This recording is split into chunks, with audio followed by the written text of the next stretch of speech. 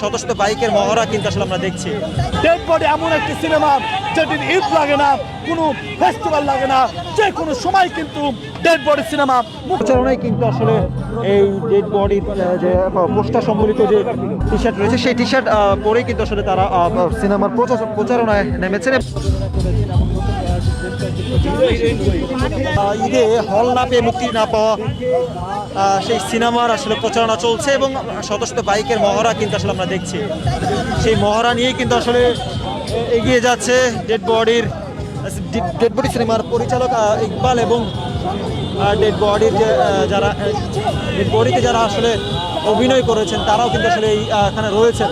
শত শত বাইকের মহড়া এবং বিকট আওয়াজের মাধ্যমে কিন্তু আসলে এই মহড়া আসলে চলছে। নতুন নতুন কিছু দেখাচ্ছে বাংলা সিনেমা ইন্ডাস্ট্রিতে।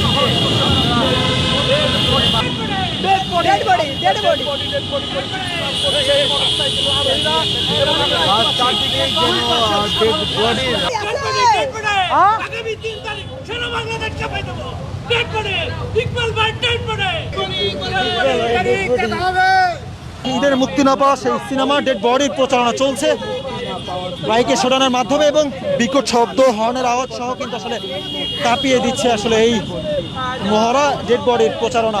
মাহমুদ ইকবাল আমরা দেখতে পাচ্ছেন যে এই মুহূর্তে কিন্তু টিএসসির দিকে এগোচ্ছে ডেড বডি সিনেমার টিম। প্রায় শত শত মোটরসাইকেল নিয়ে কিন্তু ডেড বডি সিনেমার শোডাউন কিন্তু শুরু হয়েছে আমরা দেখতে পাচ্ছেন। সিনেমাতে অভিনয় করেছেন জনপ্রিয় নায়ক এবং খলনায়ক, তো দুটি চরিত্রে অভিনয় করেছেন।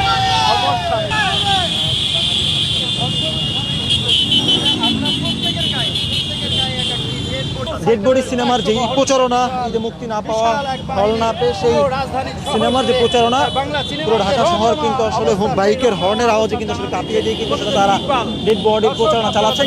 সেটিকে আসলে কতটুকু সমর্থন করছেন বা কি মনে করছেন সেটি কিন্তু আসলে কমেন্ট জানাতে পারেন।